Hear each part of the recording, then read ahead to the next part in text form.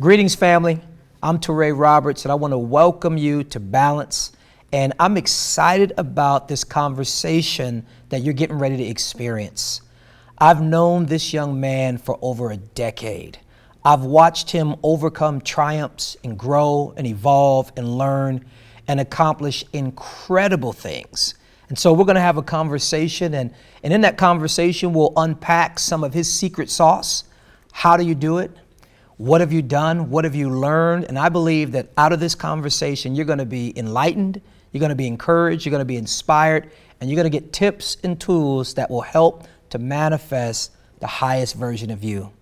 Welcome my guest and my dear friend, Mykell. Mykell Wilson, how you doing, What's man? up? Sure, look at you, shining. Look at you. I'm liking that shirt, first off. Well, you know, I had to show up because you and Sarah be trying to let us have it every Sunday. So I had to show up. What's up? How you doing? I'm doing good. It's so good to be with you. And I know I tell you this all the time, but I want to tell you it again afresh. I am beyond proud of you. From the outside looking in, you know, we've been together for many years. Yep. And I've watched you grow, I've watched you learn, I've watched you struggle, I've watched you triumph, I've watched you overcome, I've watched you succeed, I've watched you literally go to some of the highest places in the world, which is awesome. But what impresses me the most is that you did all those things without losing yourself. Talk to me about how that was able to happen. Well, before we get to any of that, let me blow this man up. Yo, you are amazing. I love your ministry. I love your life. I love your heart. I love the people, the type of people you build. I love what you build for yourself. You know, it's so inspirational to see, especially someone that look like me, you feel me? Just take the limits off of what we think we could be. And to even expand what we've always seen. Like you know, you changed how church can be done. You've changed who goes to church. And really, ultimately, you also changed who we expect to be leading the church. Wow. When I first I'm supposed to be talking about me, but I remember when I first Ladies and gentlemen, I'm crazy. Mykell Wilson. Mykell Wilson, here we go. I remember when I first got to one, and I think it was called One Church International, was like the full name at the time. It was 2009. Yeah, wow. And I had just come from like a church down in the hood, 110th South Vermont, storefront, Pentecostal down, like you in a three-piece suit, you got church for 25 hours, and there's only 24 hours in the day, y'all, right? And I showed up, and I remember I saw the worship team in jeans, the women, and I was like, oh, it's different. I was like, but the Spirit is so present, it's so alive. And in that moment, I knew two things. I knew that you were taking church leaders to a place that we hadn't seen, and I knew it was a place I needed to be. And that same day, y'all, I cleaned the closet. I stayed after. I was like, I got to do something for this ministry, and I cleaned one of the closets. Wow. And here we are. So I had to say that because it's just been such a blessing seeing your life and being any part of what comes from that. Literally, we talk about breadcrumbs. Like, I'm glad to catch any of it because it's honest and it's real. And we ride motorcycles together too. We definitely ride motorcycles. Who started? We started riding at the same time. We didn't know. Like the same month. And the same month. I don't even remember how we even figured it out. But anyway, we like ride motorcycles together now. Like we'll go out and it's therapy, you know. And so it's almost like our lives have aligned. Yeah, absolutely. You know? I just thought that was an interesting point. Please. Yeah, but even because like you went to Cal State LA. Yeah, Northridge. I don't know why I thought you went to Cal State. It's still LA. a Cal State. I mean, it's, yeah. But we're both SoCal guys. Yeah. You know what I'm saying? Our birthdays are what, 1 or 2 days apart? You're the 28th? I'm 9th. The 9th of September. Yeah. And I'm August 30th. We're both so Virgos. There's just a lot. There's a lot there. Yeah. That's similar. And we do ride. We didn't know we started at the same time. And yeah, I don't know. There's so much to talk about. But it's one of my favorite things about our relationship was that we took it beyond the walls, which is what I love that our church does. Yeah. We take the power of God, we take our lives, hence why there's so many people who do amazing things underneath your leadership, and we take it out. And I got so much closer to you the past 2 years, I think, than ever. Outside the walls. Outside of the walls. Your career has taken, you start talking about outside the walls, your career has taken you outside the walls of the country. Literally. Talk to us about that, because I am, so sitting where I sit, I see a lot of people in entertainment, in the area of influence, even technology. I see a lot of people. And I see a lot of people do well, but are not well. And that's not the case with you. I've seen you do well and truly never lose the sense of who you are. You never change. I didn't see it. You never change. Talk to me about your grounding, and you've seen it. Absolutely. I mean, you've traveled. I mean, with the biggest names in the business. You know, how did Mykell remain Mykell when life was propelling Mykell to places beyond Mykell's dreams? Right. I think that there's that saying, you know, like, find your passion and live it, you know, do your passion and you'll never work a day in your life. And that wasn't what led me to do the things I do. What led me to do what I do was discovering my purpose. And not just my purpose as to where I feel like I can be impactful in the world, but my spiritual purpose and my spiritual identity. So that was my main driving force, because I didn't grow up wanting to be a professional dancer. I didn't expect to go the places I went. For those who don't know you, where have you been? What have you done? Okay, well, for those who don't know me, my name is Mykell Wilson. I'm a Southern California native. I'm a dancer, singer, songwriter, author, motivational speaker. I love God. I've always loved God. I live out loud. But yeah, I'm an entertainer. I've made most of my money so far through dancing professionally and choreographing professionally.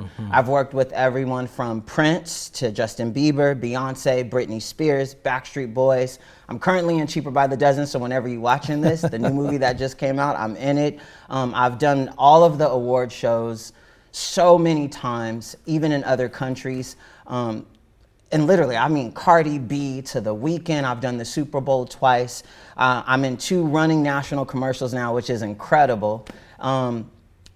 But outside of all that, and the list goes on and on, I've had a very blessed career. And it's amazing because when I met PT, Pastor Touré Roberts, I hadn't accomplished any of those things yet. I had only been dancing about a year.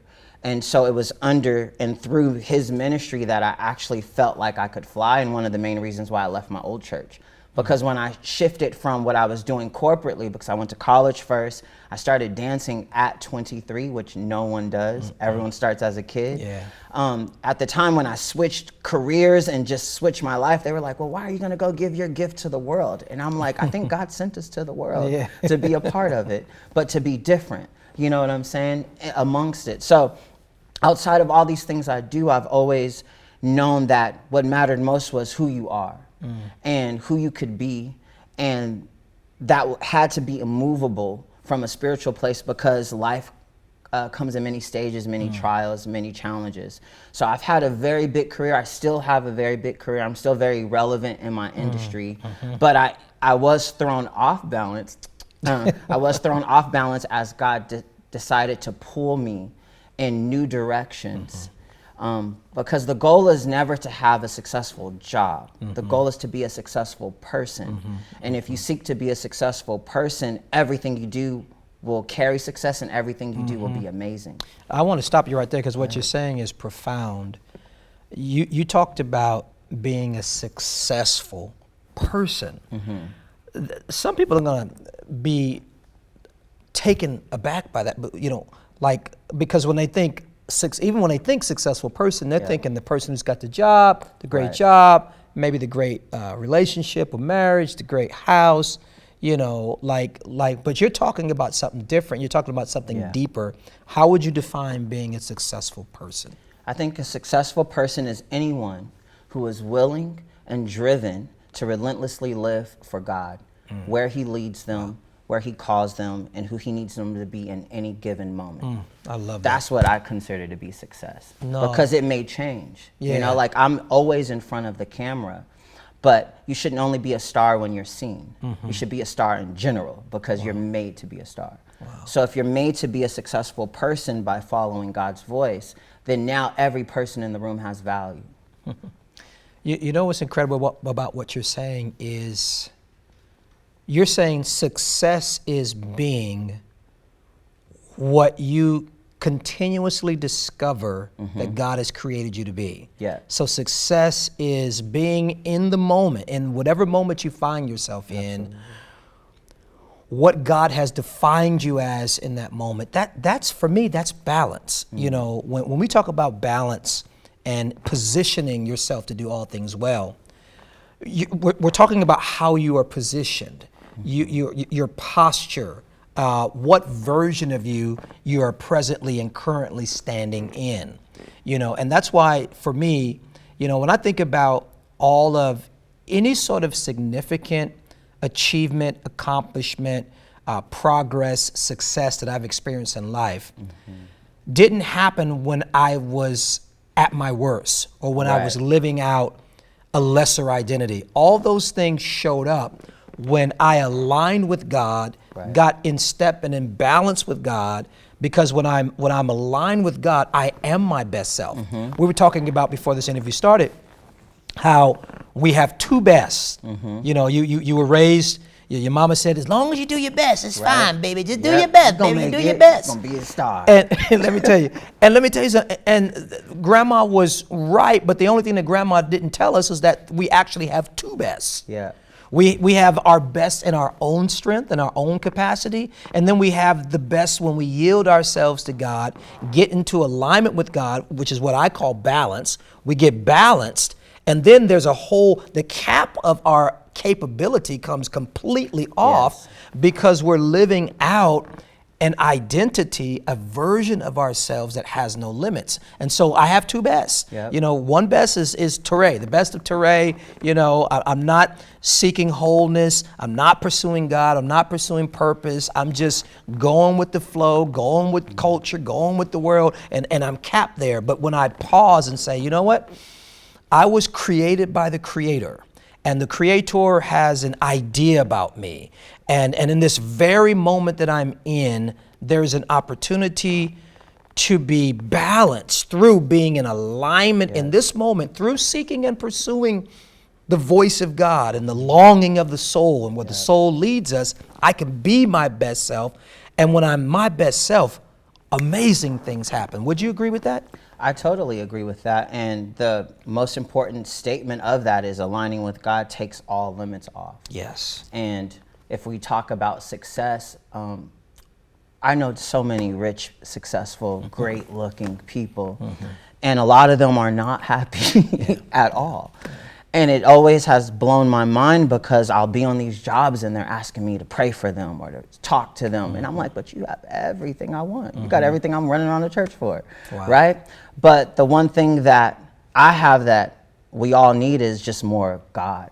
And he takes those limits off. And what I love about it is because when you really desire to follow God, you're willing to go as long as you're alive on in this form. The other thing I like is that when you are truly driven by who you can be, not just what you can have, do, or accomplish, you can't stop growing. You can't stop learning. And so there was a point in my dance career where I was good enough and I would still get jobs. And I would be on jobs and I would look at playback and say, oh, can I do it again? And everyone's like, wow, that was amazing. And I would say, I know my best. I know I could do it better. And some people would say, well, why does it matter? I'm already put on. I already have the job. I'm already viral. I already have the money, everything you mentioned before of what people attribute to success. But true success is knowing that you've gone as far as you can go, and then you've trusted God to take you even further. So I love that the limits have to come off, and that's how I judge everything I do. Hence why I think I've had longevity so far, and I think why I will not stop, because I'm not comfortable with just achieving. I'm more driven by becoming. That's why I wrote Balance, and the other books that I wrote. Balance, purpose, wholeness. But Balance in particular, there's something unique on it because I truly believe that people are trying to experience better but they don't know how to become better. And that's why, even the subject of balance, you have never heard anyone say, man, I'm so balanced. I got balance figured out. They're always talking about balance or approaching balance from the place of deficit. It's something that I want to achieve, and there's some great things in there. I want to pivot back to, and you're going to have to remind me of what year this is. If we connected in 2009, this was probably in 2011, perhaps. But I remember going to the hospital. 2010. That's 2010. Yep. I remember going to the hospital and seeing you, and honestly, at first glance, being deeply afraid. You weren't in good shape. No. And I remember all I knew, and Gabriel Rowland was with me, and it was so hopeless looking in that moment, hopeless looking, that all I felt like I could do was just pray. I just prayed, and I remember grabbing Gabe's hand. Yep. You were there. You were unconscious, and you were unconscious, and I just said, man, we got to pray. And I remember we prayed in that room. I'll never forget it. And a light came through the window of the room, and it rested on your forehead. And we saw that, and Gabe saw it too. And then that was, and then we left. And you woke up, and you got better, and you got better, and you got better. And this was a major thing, something that has killed people before. Some people didn't walk away from that very thing that you experienced, and I'll let you describe it. But what you for me, when I look at you, you're like your life represents resurrection power to me. I mean, because I know that look. In that room, I remember seeing you there, and I'm like, this is not good. Right. And now you're up. In the book, I have a chapter called Balance After the Blow. And it's all about rediscovering your equilibrium after something devastating happens to you. Let's talk about what happened to you. Your career had started. You were teaching dance. You were doing something. I was gaining real momentum at the moment. Yeah. How did you tell us what happened, and how did you regain your equilibrium after that major setback came to you? Well, one, it's a horrible story that has so many beautiful miracles in it. Because if you're looking at me and you've struggled believing that God does miracles, like I am a Bible-like miracle. I am one of the stories that they could have written about. And it's incredible because I got to one church, and I think like 6 months later is when the event happened. I got to one church. I was there a few months. I did my first big job because I had only been dancing about a year. I went to Japan. I lived there for 2 months, did this epic job. I came back, and then not even a month later, here I am struggling, fighting for my life. And it's all something that God allowed, which was the hardest part. The hardest part was understanding that this was something God allowed, because I don't do drugs, I don't drink. At that time, I hadn't even had a drink ever in my life, right? I'm not wild. I've always really pursued God and put him first. I literally became a dancer because God told me to, and I didn't even want to, and had quit my career corporate job and got rid of my apartment in Beverly Hills, got rid of my car, and went and slept in someone's living room at 23 and a half starting dance, which is just unheard of. But I followed God, and then now that I'm finally getting momentum, I'm signed to the top dance agency. I'm getting some jobs. Like you said, I'm teaching, and I'm excited about this risk that God led me to take, right? Then I do get the blow. Wow. But, and so in the moment, what I thought was balance wasn't, clearly. Or at least not where I would place my balance, because I get this blow, and I said all that to say that nothing caused it. I was off work that day. I took a nap. I woke up. had slight abdominal pain, and within every 5 minutes, the pain increased and increased and it increased. And next thing you know, my stomach protruded and I looked like I was pregnant. And I'm not a big man, I'm small. And my stomach was far out here. The pain was excruciating. And this is so TMI, but I'm like, I just have to be constipated. But already when you're aligned with God, he already knows everything you're going to go through. So my spirit man already knew something was wrong, but even though my natural man just was like, this is crazy. But my spirit man had me call my friend's mother, who was an elder at my last church, and I said, yo, I'm gonna put you on speaker, Mother Owens, and I'm gonna try to use the restroom, and I just need you to pray in tongues. Now, I don't know anybody in their right mind who would do that. Like, that doesn't sound... I'm gonna go potty. I just need you to pray tongues. Help me, like, that's carry not me normal, through. but my spirit was already fighting for me and making up the difference. But long story short, that was a Thursday night. I woke up a Monday morning. I had fallen into a coma. Then they had to induce the coma even longer because my small intestine twisted. I used to have 21 feet of small intestine. I now have 4 feet. I lost 16 feet. I've had 4 major surgeries, 7 blood transfusions. I almost flatlined. And I think one time I did flatline and they brought me back. I went from 140 something pounds to 100 pounds. I had lung failure. I had heart failure. I was on the telemetry floor for a long time. And it was just horrible. Like, it's beyond what I could even explain because it's so unheard of. Mykell,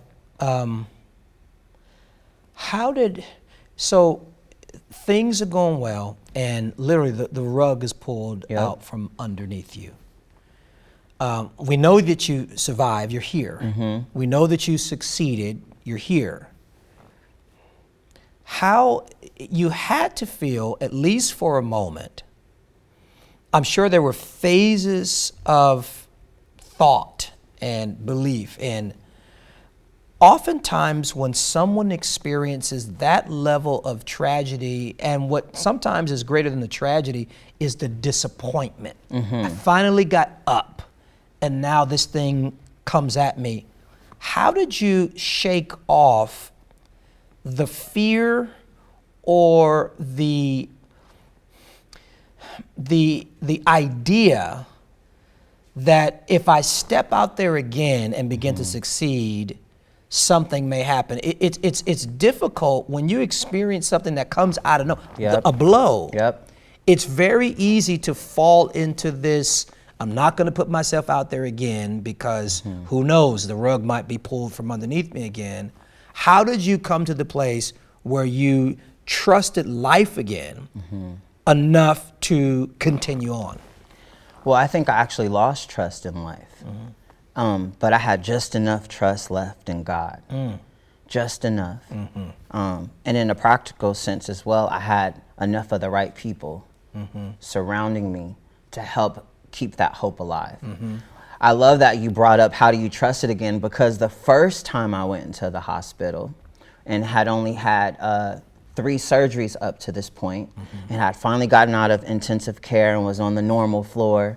I had been there for a while, like at least a month or so, and I didn't have progress, but I was there so long that the doctors were willing to just try something. And it's quite interesting because when we talk about your book, Balance, the one thing I'm sure that's important to know is your balance can't be predicated upon your own strength alone, right? There's just no way it can be, because that can fade. You know, like if you get older, your strength is naturally going to just change. And I just remember struggling and fighting the doctors to let me out of the hospital. I was like, let me out, you gotta let me out before my birthday. I know God is healing me. The first time my faith was so high. I believed in life still, and though it was hard, I cried a lot, and it was just a struggle, right? It was just horrible. They finally let me out 2 days before my birthday. Victory. I have a big, huge birthday dinner, but there was 2 things. I couldn't eat food by mouth or drink water. So technically, I'm supposed to still to this day have a tube that's permanently connected to my heart with a backpack that pumps nutrition near my heart, so when it beats, the blood flow takes the nutrition to my body to this day. So they were like, we'll let you out, but you have to have this little backpack. We'll give you the temporary one, then you'll come back at the permanent one. In that moment, I knew that what I see now wasn't what God showed me. And I hadn't done all of the things that I was on my way to do. So I had a choice. Am I going to just look at what I look like now in my circumstance, this backpack in my tube, or am I going to envision what God showed me and let that be enough, right? So I let that be enough. And I get out the hospital, and then I stopped taking all my medication. I said, I'm not taking my medicine. They're like, you're not taking your pain medicine? And I was on Dilaudid, which is multiple times stronger than morphine. Wow. And I said, I don't want to take it because addiction runs in my family, and I don't want to become addicted. And this feeling makes me feel like I can do anything, but it's not real, because this medicine does not heal you like Jesus does. It just tells your brain that you don't have pain. I said, I could do that. Took myself off everything. They finally removed the tube from me just because I'm being disobedient to man, and I'm being disobedient to the doctors. I fired my home nurse. 2 days later, the 4 feet of intestine I have left exploded. I had to go back to the hospital. Wow. I had to have a 4th surgery. And now, getting to my point, now I did lose hope in life. At this moment, I'm shook because I used my faith and I finally got past this hurdle. And I'm finally showing everyone, see what my faith did? See, like, God does heal. I got out before my birthday. You know, like, what do you do when God leads you to believe something that he's going to grant just to tear down one more time for the bigger story? Yeah. And yet, and first of all, that's devastating. It's horrible. Because you work yourself back up to trust God, to trust life again, that something good can happen. And then you're disappointed again. That could have wiped somebody completely out. Completely out. I mean, completely out. How did it not wipe you out? What were the steps you took to get back after your blow? Well, definitely I had to tell somebody. Like, that's a practical thing. You have to talk to people. Got to be honest. You have to be honest. Honor the pain. You have to tell someone. You don't pretend. There was one night in the hospital, I filled the corridors with all my tears. I mean, loud, to the point where other nurses were trying to come to my room, calm me down. They were calling my friends in the middle of the night because I just cried until I lost my voice. So I embraced the fact of where I was. I had to be mad at God. Oh, I was pissed. I was That's fair. I was so mad. Because I wasn't living my life wrong. I wasn't connected to darkness. So it wasn't, you know, it literally was something that you allowed. And I'm like, God, I know all of my friends are out there achieving every dream, and they didn't even have to work as hard as me to book these jobs. And here I am working twice as hard, plus serving you, plus serving the church. And this is how you do me? Yeah, what is this? Right? So from there, I had to surrender. After being honest, it's another form of surrender. And I just had to let God be God.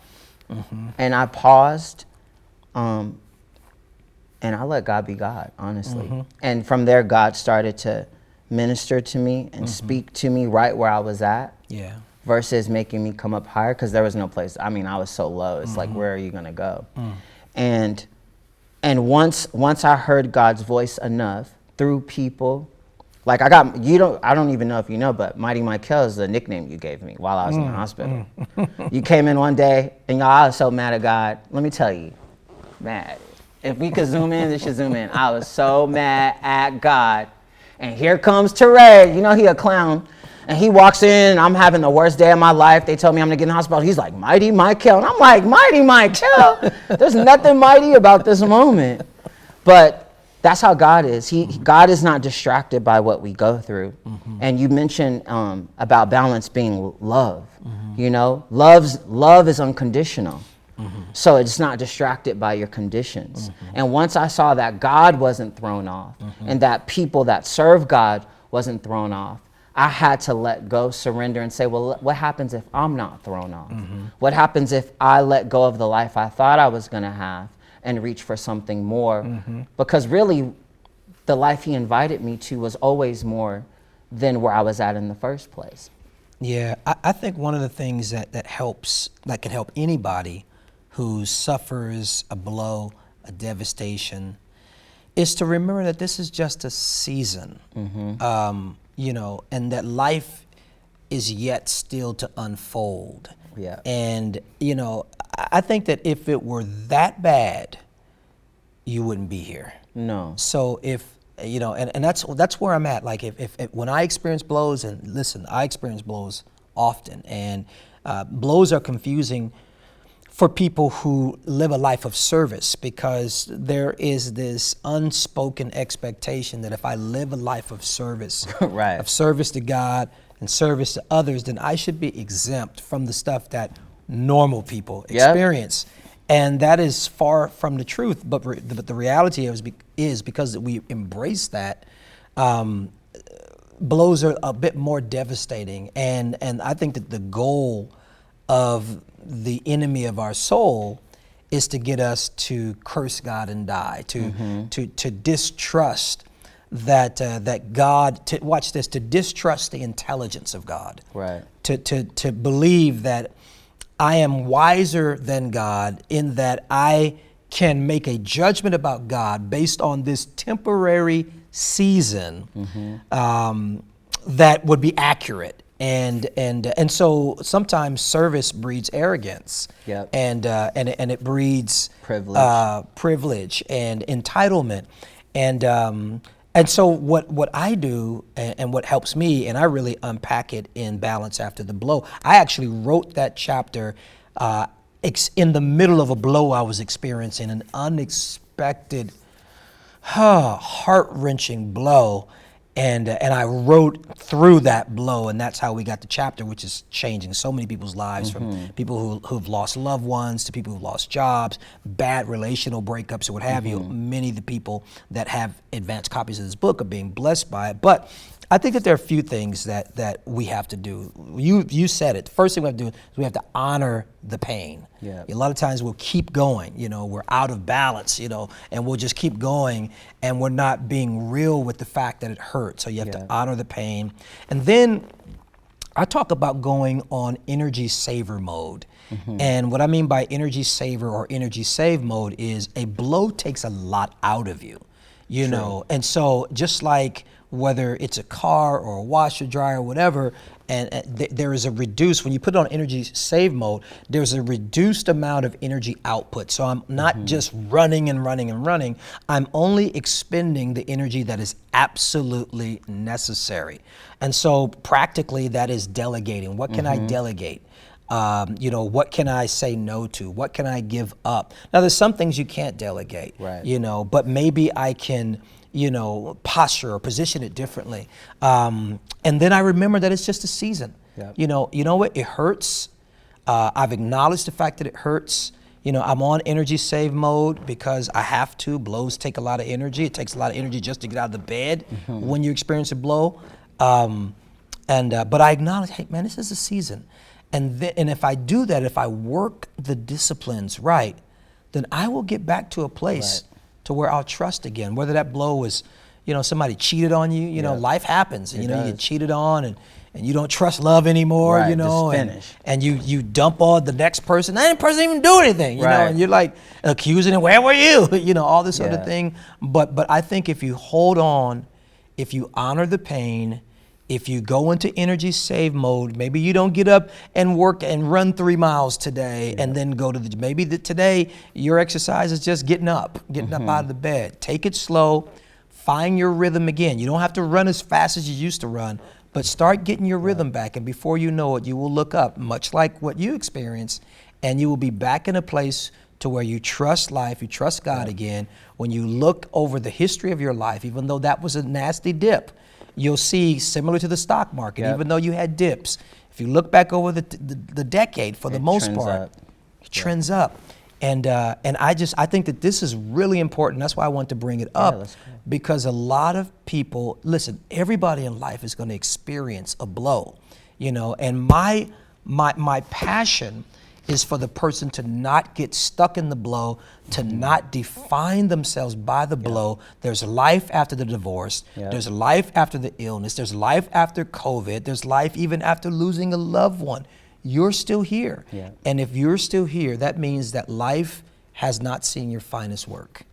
Yeah, I agree. And I feel like anything that is broken in purpose will be resurrected. Yes. Not just can be, but will be resurrected. Yeah. And I watched God resurrect me and my life. And, you know, I love that you talk about saving energies, because that's, once again, a level of honesty. Because in that period of my time, I had to embrace that I couldn't do almost anything. I couldn't even take a shower. I literally needed someone to do everything for me. But if you ignore the blow, if you ignore the fact that, that kind of took the wind out of me, you wouldn't avail yourself to the resources needed to move beyond it. And I think a lot of the times we do get stuck because we stop at the blow and we don't allow ourselves to hold on to the little bit of energy we have. And so being honest fully helped me, and allowing myself to save energy and to trust that God would bring the right things and people to propel what I couldn't do on my own strength, or what I like to say, God will always make up the difference and make the difference. Amazing. I moved on. No, this is good. You did, and you moved on in a big way. Huge. And when I thought, I'm like, Mykell's at the top of his game. Then I look up and you're on the 2022 Super Bowl, which is the Super Bowl of all Super Bowls, and you just keep on scaling and leveling up. My last question for you, and this is as it relates to balance. Tell me what you do to maintain center, to maintain balance in your life. What would you say are your top 2 disciplines, your top 2 non-negotiables? I must do this in order to be balanced, in order to be the best version of Mykell. The most important thing I do is I start my day with the Lord. If I have a 6 a.m. call time, then I'm up at 2 or 3. I do whatever I have to lean into what God has for the day, into his voice for the day, so that when I step outside of my place or wherever I'm at, hotel, wherever I'm at, I am fully in conjunction with his spirit and what it wants to do. I can't live a day that I didn't make, you know what I'm saying, without talking to the person who made it. Wonderful. Without talking to the person who intended great things to happen in that day, right? I don't assume that I know myself and know everything. So I lean into God first. The second thing I do is I communicate with God throughout the day. Communication is big for anything we do. And so why not speak to the greatest communicator? So I start with God and lay the foundation, and then I constantly touch base with that all day. If I can check my phone all day, I can tap in with God all day. That's great. I mean, really it's a third thing, because then I constantly check my spiritual alignment. How is this advancing what you have for me to do in purpose? Because everything that is success isn't purpose, just like everything that is good isn't God. And when you do those things, you do your discipline, you do your God time in the morning. That's your personal time of consecration, prayer, meditation, study the word. You throughout the day, I think I might have missed one, but throughout the day, I'm checking in. You're checking in, with God. And then the third thing you said is you're making sure that you're aligned. When you do those things to achieve balance, what emerges? What does that version of Mykell look like when Mykell has done that well? The first thing I think of is that it's not about you. And I think, especially the industry I'm in, we're so self-consumed. And we make every choice according to who we are. So the first thing that emerges is that I'm able to experience every moment beyond my needs and beyond my desires. So you're present. Super present. Okay, and you're serving. And I'm serving from any position at any capacity in my own strength, because God, once again, makes the difference and makes up the difference. And it also allows me to enjoy the day. Wow, so you're present, you serve, and you can enjoy the beauty of that day. Because I'm not moving too far ahead. Oftentimes we're moving too far ahead because we get trapped in this, well, what do I need to do next to be great? What do I need to do now to keep the relationship together? What do I need to do now to prove myself once again? But when you have gratitude, let's like, it's more so gratitude. When you have gratitude, or like your book mentioned in chapter 10, consistency. You know, consistency is a centering. And I allow myself to enjoy exactly where I'm at. And I can trust that wherever I find myself, it's where God led me, because I did it on the foundation I set in the morning. And I've checked in like GPS to make sure I'm tracking with him. So if this is where it led me, then I should be able to enjoy it regardless of what I have to face. Mykell, this is wonderful. Someone asked me in an interview about balance, essentially the same question that I asked you. What has the fruit, what has balance done for you in your life? The biggest thing that balance has done for you in your life. And I said, it has given me consistency. I said, I am consistently being the husband that I long to be. I'm consistently being the father that I long to be. I'm consistently being the leader that I long to be, the CEO that I long to be, the investor that I long to be, the one who investors have invested in. It has allowed me to be who I long to be consistently, and that is incredible. This has been awesome, Mykell. This has been amazing. You said you I have a question. Okay. What is the difference? Okay, it's two parts. Are there ever times when God will throw you off balance to get you to the next level? And is there such a thing if balance is this space of consistency and centeredness? So the first question was, has God ever thrown you out of balance? I wouldn't say that God throws anyone out of balance, because that's not. God may move in a way that will require you to posture yourself differently in order to remain in balance. Right. Sometimes God will, just like anything, there's a passage that says it is the glory of the Lord to conceal a thing. Yeah. And it's the glory of the Lord to seek it out. Yeah. So sometimes the glory of God will shift. Not to throw you out of balance, but to see if you will be kingly and seek out that new place of balance.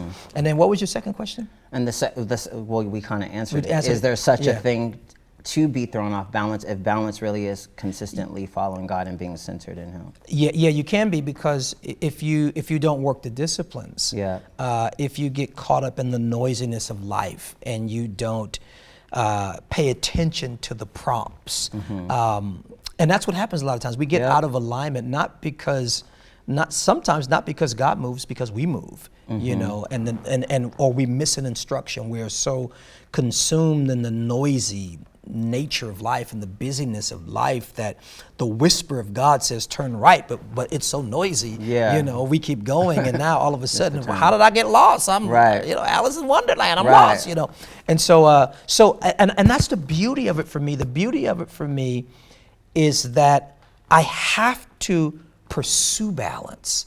I don't find balance once and that's it. No, I've got to work the disciplines. I love it. I get to spend time, as you mentioned, with God. I get to be still so that I can not only be self-aware but soul-aware, like we discussed in the book. And so I love the chase of it. I love that we will never have God totally figured out, but it would behoove us to try. You know what I mean? So here we have God being God, and yet he is completely, undefinable in its entirety, and yet he says, seek me. What kind of cat and mouse? But it's a beautiful thing, and you're a beautiful person, and your life is beautiful, and I have enjoyed this. I'm excited for what God has in store for you. Thank you. I love the thing that you said about constantly pursuing God. I am not committed to dance, to choreography, to acting, to producing. I am committed to purpose. And for that reason, you will never lack. You will never lack. And mostly, you will never lack clarity, vision, and direction. And that's my prayer for you. Thank you. I thank you. I love you. Thanks for coming on Balance. And I believe that you added great value to all those who are watching and listening. And I love you. I love you too. Thank you, Mykell. God bless you.